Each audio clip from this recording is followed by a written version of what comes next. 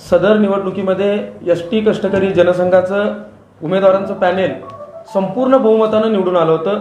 पूर्ण महाराष्ट्रातील जवळपास 55,000 सभासदांनी एस.टी. कष्टकरी जनसंघाच्या पॅनेलला पसंती दिली होती। त्याच्यानंतर पूर्णच्या पूर्ण 19 संचालकांचं पॅनेल एस.टी. कष्टकरी जनसंघाचं निवडून आलं। त्याच्यानंतर जवळपास आशिया खंडातील पगारदारांची सर्वात मोठी आणि 100% फायद्यात असणारी ही जी बँक होती, या बँकेला वेगवेगळे पुरस्कार मिळालेले होते। या बँकेचा नावलौकिक पूर्ण भारतभर होता। पण अशा या बँकेच्या संदर्भानं काम करत असताना ॲडव्होकेट गुणरत्न सदावर्ते हे संचालकांना भ्रमित करून वेगवेगळ्या पद्धतीचे चुकीचे बँकिंग क्षेत्राला धोका पोहोचवणारे निर्णय घेत होते। त्या सर्व एकाधिकारशाहीला कंटाळून आमच्या या एस.टी. कोऑपरेटिव्ह बँकेच्या संचालक मंडळापैकी साधारण 14 ते 15 संचालकांनी वेगळे होण्याचा निर्णय घेतला।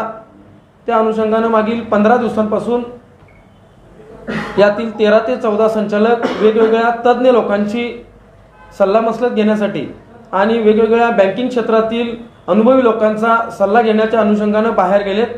त्यांनी सदावर्तेंपासून स्वतःला वेगळं केलेलं आहे।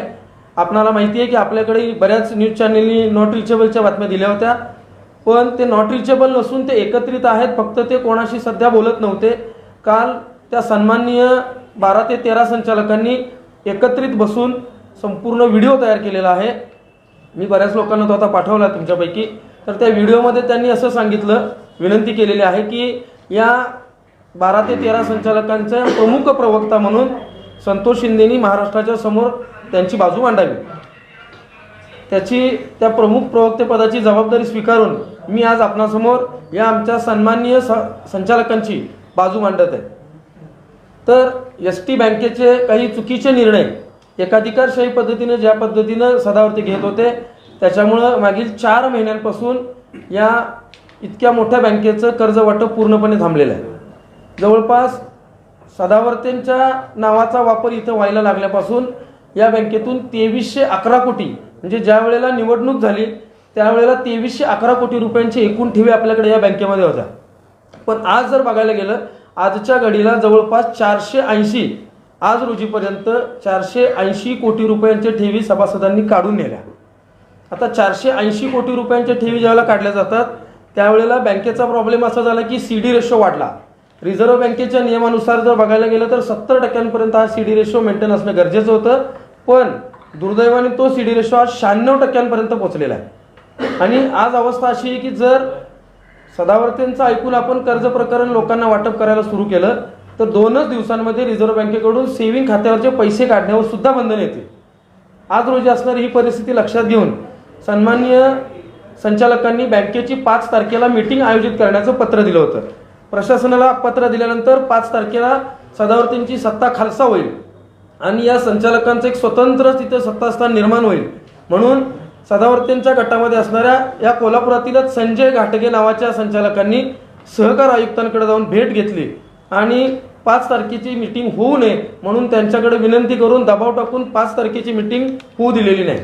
जर 5 तारखेला मीटिंग झाली असती तर चुकीचे झालेले ठराव, आजपर्यंत चुकीच्या पद्धतीने 4 महिन्यात घेतले गेलेले निर्णय रद्द करून या संचालक मंडळाने कष्टकरी कर्मचाऱ्यांसाठी बँक कशी सोयीस्करित्या चांगल्या पद्धतीने चालवता येईल या अनुषंगाने काही चांगले ठराव करण्याचा तज्ज्ञांच्या सल्ल्याने निर्णय घेतलेला होता। पण ती मीटिंगच होऊ नये म्हणजे कर्मचाऱ्यांना कर्ज प्रकरण वाटप करता येऊ नयेत असा दृष्टिकोन सदावर्तेंचा दिसतोय। त्याच्यामुळे त्यांनी संजय घाटगे नावाच्या संचालकाला पाठवून सहकार आयुक्तांकडे, सहकार निबंधकांकडे पाठपुरावा करून संबंधित मीटिंग होऊन दिलेली नाही। आता मागच्या 4 महिन्यामध्ये फक्त सदावर्तेंच्या नावामुळे ठेवीच गेले इतकं नाही, तर सदावर्तेंनी मागच्या 4 महिन्यामध्ये त्यांच्या मेव्हण्याला तिथं मॅनेजिंग डायरेक्टर पदावरती नेमणूक दिली। सदावर्तेंनी ज्यावेळेला त्यांच्या मेव्हण्याला मॅनेजिंग पदाची नियुक्ती दिली ती 100% चुकीची आणि बेकायदेशीररित्या होती। त्याच्या संदर्भातला पंचतारांकित प्रश्न हा अधिवेशनात सुद्धा विचारला गेलेला आहे आणि त्यांची नियुक्ती बेकायदा असतानाच सदावर्तेंनी आजपर्यंत जवळपास 38 लोकांची, नातेवाईकांची आणि जवळच्या कार्यकर्त्यांच्या पती-पत्नींची अशी 38 लोकांची नोकर भरती या बँकेमध्ये केलेली आहे। आता मुद्दा असा आहे की सहकार खात्यांची किंवा सहकार आयुक्तांच्या परिपत्रकानुसार सहकार आयुक्तांच्या निर्देशानुसार 12 एजन्सीज नेमलेल्या आहेत. त्या 12 एजन्सीज मार्फत नोकर भरतीची जाहिरात काढून त्या जाहिरातीच्या अनुषंगाने त्या 12 पैकी कोणत्याही एका एजन्सीकडे ते काम देऊन ऑनलाईन पद्धतीनं परीक्षा घेऊन ही भरती करणं गरजेचं होतं. पण तशी कुठलीही पद्धत न राबवता बेकायदेशीररित्या डायरेक्ट स्वतःच्या मेव्हण्याच्या सहीनं या लोकांना जॉईनिंग दिलेलं आहे. त्याच्यावरती आक्षेप येईलच, ती भरती रद्द होईल. पण ती भरती करत असताना त्या 38 लोकांकडून कित्येक लाखांचे पैसे उकळल्याची चर्चा सुद्धा आहे. मग ते पैसे देऊन ते बिचारे गरीब लोक तिथं कामासाठी त्यांनी नोकर भरती करून घेतली. पण उद्या जर विरोधकांनी तक्रार करून बेकायदेशीरित्या झालेल्या भरतीला जर स्थगिती मिळाली आणि त्यांची नोकरी गेली तर पैसेही गेले आणि नोकरीही गेली, अशी अवस्था त्या सगळ्या 38 लोकांची होऊ शकते. त्यामुळं हे जे आमचे संचालक आहेत, हे संचालक या चाललेल्या चुकीच्या गोष्टी, बँकेचा चाललेला कारभार सुधारण्याच्या दृष्टिकोनातून येत्या 2 ते 4 दिवसात स्वतः प्रत्यक्ष बँकेची चेअरमन साहेबांच्या अध्यक्षतेखाली मीटिंग घेणार आहेत आणि त्या मीटिंगमध्ये सदावर्तींनी घेतलेले चुकीचे जे काही निर्णय असतील ते सगळे रद्द करणार आहेत. स्वतंत्र राहण्याचा निर्णय येणार आहे की सत्तेत सदावर्तींच्या सोबत राहून विरोध करणार आहे? काय सत्तेत आम्ही मुळात सांगायचा हेतू असा आहे की हा एसटी कष्टकरी जनसंघ आहे. या कष्टकरी जनसंघाचे एक मार्गदर्शक म्हणून तत्कालीन परिस्थितीमध्ये आम्ही सदावर्तींना सोबत घेतलं होतं. स्वतः प्रत्यक्ष सदावर्तींचा या युनियनशी किंवा या बँकेशी कोणताही काडी मात्र संबंध नाही. ना ते एसटीचे कर्मचारी आहेत ना या जनसंघाचे पदाधिकारी आहेत. जनसंघाचे पदाधिकारी फक्त जयश्री पाटील मॅडम आहेत. जनसंघ हा एसटीच्या कष्टकऱ्यांनी निर्माण केलेला संघ आहे, सदावर्तींच्या स्वतःच्या मालकीचा नाही. त्याच्यामुळे आम्ही स्वतः सदावर्तींना बाजूला करून कष्टकरी जनसंघाचे वरचे जे अध्यक्ष आणि उपाध्यक्षांची जी काही पदं आहेत ती नवीन नेमणुका करणार आहोत. रीतसर महाराष्ट्रातल्या ज्या काही जिल्हा कार्यकारिण्या आहेत त्या जिल्हा कार्यकारिण्यांना एकत्रित घेऊन मतदान घेऊन मतदानाने आम्ही सदावर्ते आणि त्यांच्या पत्नी जयश्री पाटील यांना पदावरून बाजूला करून एसटी कष्टकरी जनसंघ हा कर्मचाऱ्यांचा आहे, तो कर्मचाऱ्यांचाच राहील.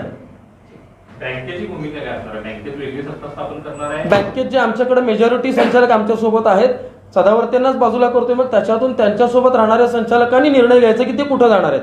आम्ही इथं जनसंघ म्हणूनच राहणार आहोत. त्यांच्यासोबत जे आहेत ते सदावर्तींच्या सोबत बाहेर जायचं की जनसंघ म्हणून आमच्यासोबत राहायचं, जे 4-5 संचालक त्यांच्याकडे शिल्लक राहिले हा निर्णय त्यांनी घ्यायचा.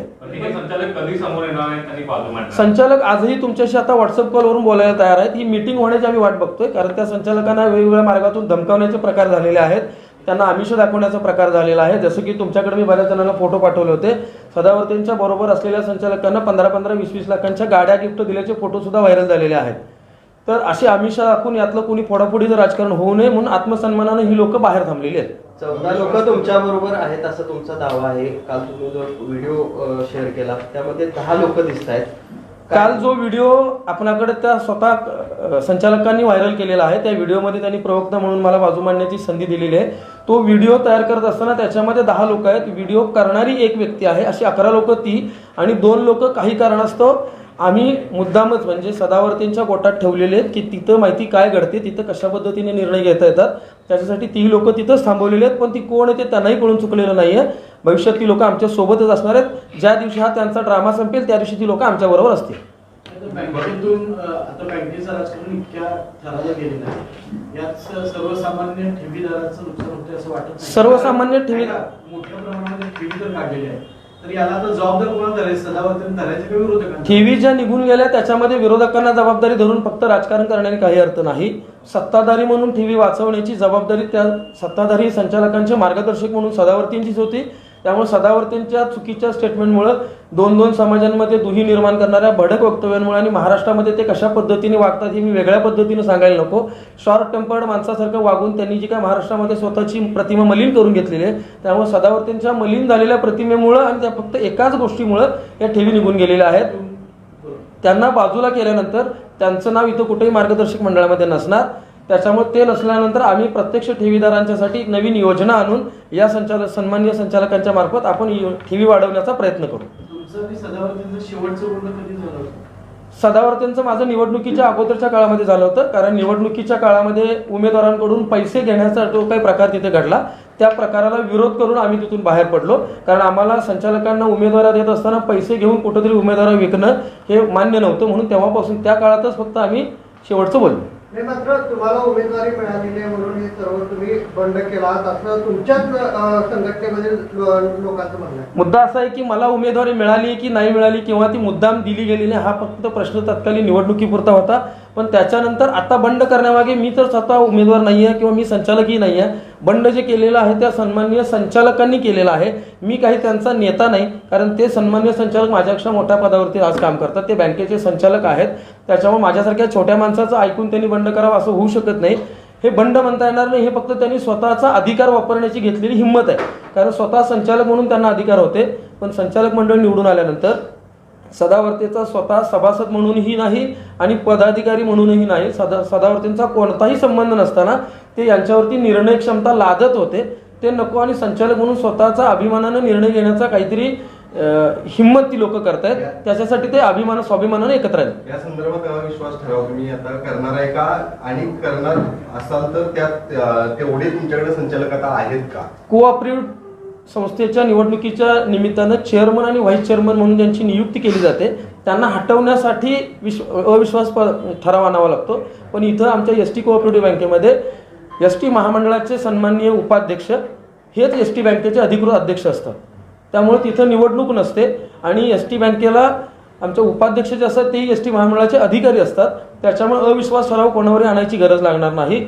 सन्माननीय अध्यक्ष आणि उपाध्यक्ष आहेत तसेच राहतील. फक्त संचालकांची भूमिका आणि जे काही ठराव केले जातील, निर्णय घेतले जातील, त्याच्यासाठी मेजॉरिटीची आवश्यकता असते. आणि आज तुम्ही व्हिडिओवरून बघितलं असेल तर त्या व्हिडिओमधले जरी फक्त लोक मोजले 19 मधले 11 तरी आमच्याकडे मेजॉरिटी आहे. सहाय्यक सहकार आयुक्तांनी देखील एमडीची जी काही नियुक्ती झाली त्या संदर्भात रिझर्व्ह बँकेकडे शिफारस पाठवलेली होती.